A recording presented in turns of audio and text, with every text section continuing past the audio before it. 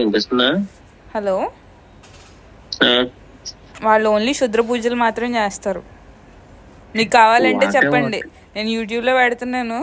చేతబడికి ఎంత ఉమ్. సతీ?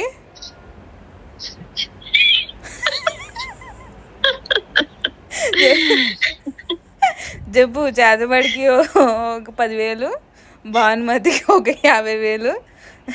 ఇంకా యాడ్లు పెట్టవే అలాగా.